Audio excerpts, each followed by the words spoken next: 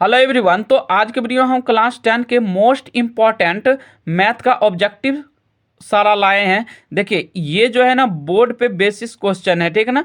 Board में जैसा question पूछता है वो सारा हम टाइप लाए हैं। यदि आपको वीडियो अच्छा लगेगा तभी लाइक कीजिएगा और नहीं तो आप नहीं कीजिएगा। लेकिन एक बार कंटेंट जरूर देख लीजिए कि कैसा कंटेंट है। यदि मैथ में अच्छे मार्क लाना है तो आपको जो है ना कंसेप्ट डेवलप करना ही पड़ेगा। तो चलिए हम वीडियो को स्टार्ट करते हैं और पहला क्वेश्चन देख लेते हैं। देखिए मेरा पहला क्वेश्चन है कि निम्नलिखित में कौन सी सबसे छोटी संयुक्त संख्या है। तो चलिए हम संयुक्त संख्या के बारे में पहले जान लेते हैं। जो संख्या पूछी है तो संयुक्त संख्या वह संख्या होती है जो कि एक या तो स्वयं के अलावा किसी तीसरा नंबर से कटे तो वह संयुक्त संख्या होता है। तो देखिए हम यहाँ से चेक कर लेते हैं।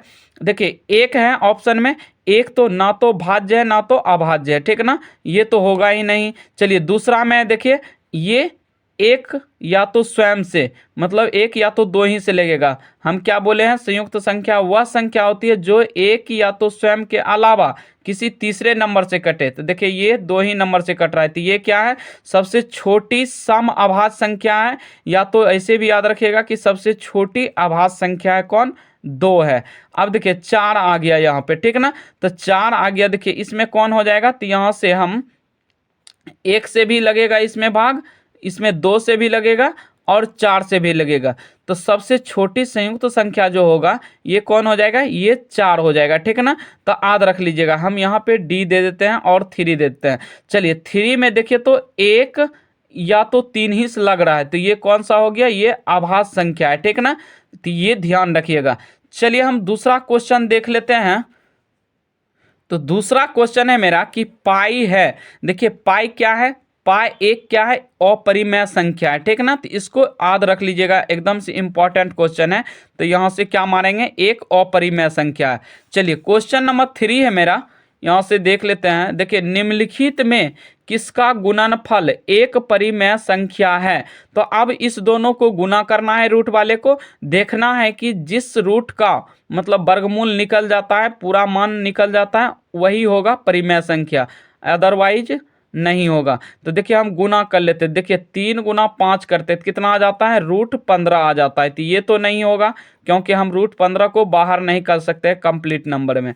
अब देखिए 7 × 9 करेंगे तो √100 कितना आ गया, 63। इसको भी हम नहीं कर सकते हैं तो ये भी नहीं होगा। अब देखिए 8 × 16, 8 × 2 करेंगे तो कितना आ गया, √16 आ गया। तो 16 का जो है हमें किसका वर्गमूल है, तो ये है 4 का। देखिए कंप्लीट नंबर हम 4 बाहर आ गया इसमें से। तो ये क्या हो जाएगा, यह एक परिमेय संख्या है, ठीक ना। तो 8 और 2 का जो गुणनफल होगा यह एक परिमेय संख्या है। अब देखिए 6 या 18, तो 18 को भी हम नहीं बाहर कर सकते। तो ऑप्शन नंबर जो है इसका सी करेक्ट हो जाएगा। चलिए क्वेश्चन नंबर हम 4 देख लेते हैं। क्वेश्चन नंबर 4 है मेरा कि 1 - साइन स्क्वायर 60 डिग्री का मान क्या हो जाएगा। तो आप लोग जरूर जानते होंगे, तो 1 - 60 का मान क्या होता है, √3/2 होता है। इसका होल स्क्वायर कर देंगे तो देखिए स्क्वायर से ये रूट कट गया तो यहाँ से बच गया 1 - 3 बटे, इस पे भी तो स्क्वायर है तो दो दूना कितना हो जाएगा, 4 हो जाएगा। तो इसको सॉल्व करेंगे तो देखिए 4 - 3 बटे 4 हो जाएगा। तो यहाँ से कितना आ जाएगा, तो देखिए 1 बटे कितना आ गया, तो यहाँ से 4 आ गया, ठीक ना।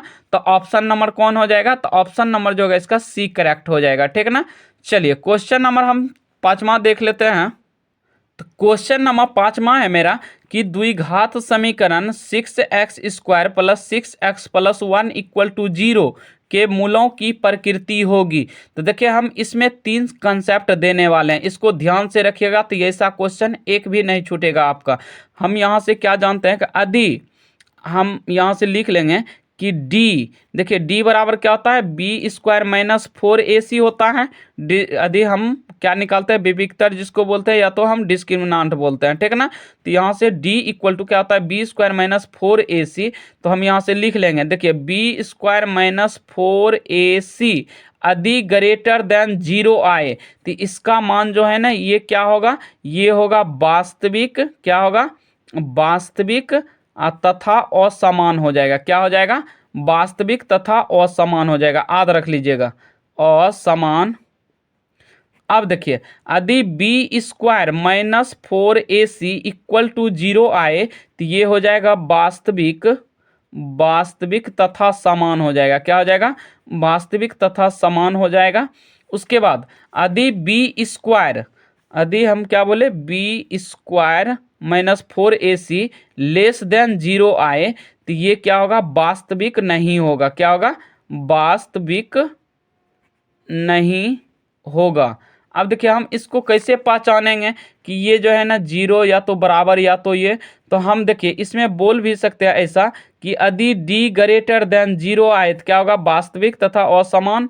यदि डी बराबर 0 आए तो ये क्या हो जाएगा?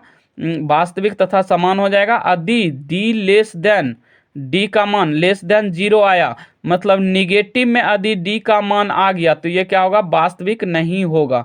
ठीक ना? इसमें हो जाएगा ये ऑप्शन। अब देखिए यहाँ 0 यदि आ गया तो यहाँ से समान हो जाएगा। यदि इसमें प्लस वाला मान आया तो ये क्या होगा? वास्तविक तथा असमान आएगा। तो चलिए हम यहाँ से चेक कर लेते हैं। तो समीकरण यहाँ से देखिए तो दिया हुआ है कि b6b² माइनस यहाँ से प्लस 6x, तो a के जगह हम कितना रखेंगे? तो देखिए a का मान जो लेते हैं ये x² के कॉफिशिएंट लेते हैं तो 6 हो गया। b यहाँ से 6x है ना, तो x का जो कॉफिशिएंट होता है मतलब गुणक, तो वो लिया जाता है। तो b इक्वल टू हो गया 6 और c इक्वल टू 1 हो गया। तो चलिए हम यहाँ से मान पुट कर लेते हैं कि d बराबर b² माइनस 4ac फार्मूला होता है, आप लोग जरूर जानते होंगे। तो यहाँ से चलिए बैठा लेते हैं। तो देखिए 6 का स्क्वायर हो जाएगा माइनस 4 गुना a का मान कितना है? 6 है, और गुना c का मान कितना है? 1 है। तो चलिए हम यहाँ से गुना कर लेते हैं। देखिए 6 छक 36 आ गया, और माइनस 6 छक 24, कितना आ गया? 24। तो देखिए हम यहाँ से माइनस करते हैं तो कितना आ गया? तो ये आ गया 12 आ गया प्लस में। क्या आ गया? 12 प्लस में आ गया। तो जब प्लस में आता है तो ये क्या होता है? वास्तविक तथा असमान हो जाता है। तो ऑप्शन नंबर जो होगा कौन हो जाएगा? इसका सी करेक्ट हो जाएगा। ठीक ना? तो आई होप कि आपको ये समझ में आ गया होगा अच्छी तरीका से। चलिए हम क्वेश्चन नंबर 6 देख लेते हैं। क्वेश्चन नंबर 6 है मेरा कि समीकरण 3x² माइनस 18x प्लस 6 बराबर 0 के मूलों का योग है। तो देखिए जब भी बोले ना कि मूलों का योग है तो हम कैसे इसको ज्ञात करेंगे? तो ध्यान दीजिएगा कि देखिए ये होता है अल्फा प्लस बीटा। ये तो हो गया, क्या हो गया? द्विघात समीकरण के मूलों का योग निकालने के लिए ये होता है डायरेक्ट फार्मूला, याद रखिएगा, माइनस b/a होता है। और यदि गुणनफल पूछे कि गुणनफल क्या हो जाता है, तो alpha into beta equal to c/a हो जाता है इसका फार्मूला। एकदम इसको माइंड में सेट कर लीजिएगा। तो चलिए हम इस पे निकाल लेते हैं क्योंकि हमसे योग पूछ रहा है। तो देखिए अल्फा प्लस बीटा, तो b का मान क्या है? तो b का मान माइनस 18 है। तो हम यहाँ से क्या करते हैं कि माइनस ले लेते हैं, पहले से माइनस है, माइनस 18 है b का मान। अब बटे a का मान कितना है? तो a का मान जो है ना x² का कॉफिशिएंट जो होता है वही ना होता है गुणक वाला, तो ये 3 है। तो 3 ले लेते हैं। देखिए कितना हो गया? तो ये माइनस माइनस प्लस 18/3, तो 3 से कटाएंगे तो कितना आ गया? देखिए तो 3 से 3 छक 18 आ गया प्लस में 6। तो देखिए कितना शॉर्ट में हम निकाल लेंगे, तो ऑप्शन नंबर जो होगा इसका डी करेक्ट हो जाएगा, 6 हो जाएगा। ठीक ना? चलिए क्वेश्चन नंबर हम 7 देख लेते हैं। तो मेरा 7वां क्वेश्चन है कि बहुपद, देखिए x इंटू 2x माइनस 5 यहाँ से क्या है? इंटू -3 है के शून्यकों का योग है। तो हम क्या करते हैं? इसको पहले द्विघात बहुपद का समीकरण बना लेते हैं। ठीक ना? तो देखिए यहाँ से यदि हम गुना करते हैं तो 2x गुना x, तो क्या हो जाएगा? 2x² हो जाएगा, और माइनस 5 गुना x, तो 5x हो गया। यहाँ पहले से -3 है। तो अब देखिए इसका शून्यकों का योग बोल रहा है। तो हम कैसे बोले थे कि अल्फा प्लस बीटा हमको निकालना है योग में, तो -b/a हो जाता है। तो चलिए इसी फार्मूला पे डायरेक्ट निकाल लीजिए। ऐसा प्रश्न जो है ना बार बार पूछे जाते हैं, तो जरूर इसको जो है ना दिमाग में फिट कर लीजिएगा फार्मूला को। अब देखिए -b, तो -b हो जाएगा। तो b का मान -5 पहले से है, अब बटे a का मान कितना है? 2 हो गया। तो यहाँ से देखिए माइनस माइनस प्लस, तो 5/, कितना आ गया? 2 आ गया। तो ऑप्शन नंबर कौन आ जाएगा? इसका डी करेक्ट हो जाएगा। चलिए क्वेश्चन नंबर हम 8 देख लेते हैं। क्वेश्चन नंबर 8 है मेरा कि निम्नलिखित में कौन एपी में है? तो देखिए अब समांतर श्रेणी में देखना है कि कौन है, तो जिसका सबका अंतर यदि समान आएगा तो वही तो होगा एपी में, यही ना होता है। तो देखिए हम चेक कर लेते हैं। तो 2 प्लस 3 तो 5 आप 5 2 7, तो इसमें अंतर समान नहीं है, तो ये क्या होगा, नहीं होगा। चलिए 2 में है, 2 का स्क्वायर 4 हो गया, 3 का स्क्वायर 9 हो गया, 49 हो गया। तो इसमें 4 और 9 तो 5 का अंतर है, यहाँ 49 बहुत ज़्यादा का हो जाता है, तो ये भी नहीं होगा।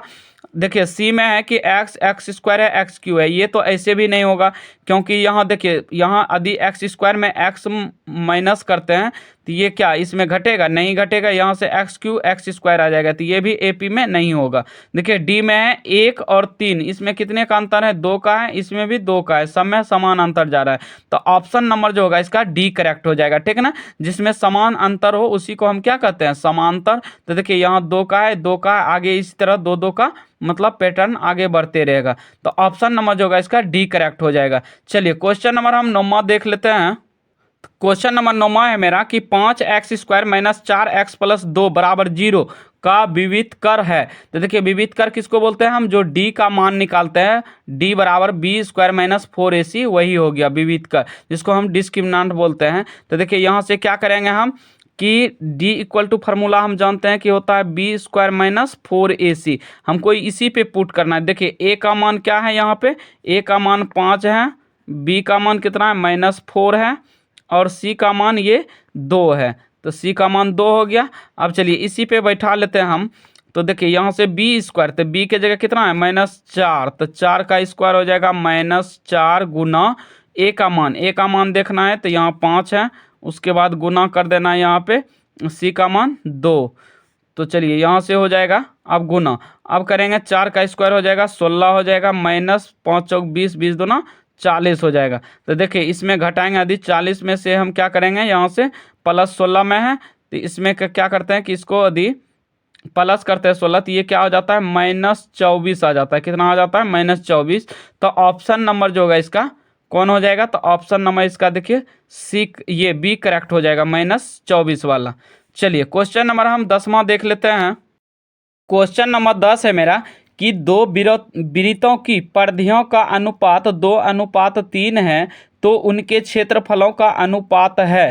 तो देखिए इनके क्षेत्रफलों का अनुपात ज्ञात करना है, तो कैसे हम ज्ञात करेंगे, तो हम जानते हैं कि वृत्त की परिधि क्या होता है, तो ये होता है 2πr होता है, यही ना। तो देखिए दो वृत्त दिया हुआ है, तो हम इसमें एक में के r1 मान लेते हैं अनुपात, दूसरा का मान हम मान लेते हैं 2πr2 मान लेते हैं, ठीक है ना।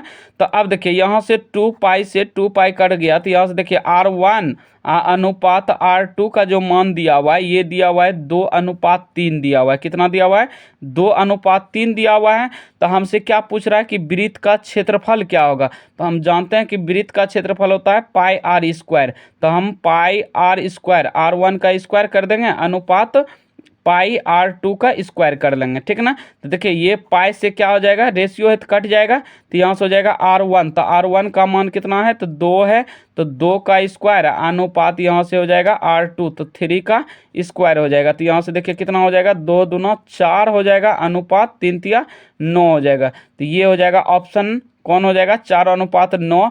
तो ऑप्शन नंबर जो होगा इसका एक करेक्ट हो जाएगा, ठीक है ना। तो आई होप कि आपको ये वीडियो अच्छा लगा होगा। यदि वीडियो अच्छा लगा है तो वीडियो को लाइक एवं चैनल को जरूर सब्सक्राइब कर दीजिएगा। यदि वीडियो अच्छा लगा है तो आप जरूर कमेंट कीजिए। इसी तरह का हम सारा कंटेंट 10-10 क्वेश्चन का लाते रहेंगे सीरीज। धन्यवाद।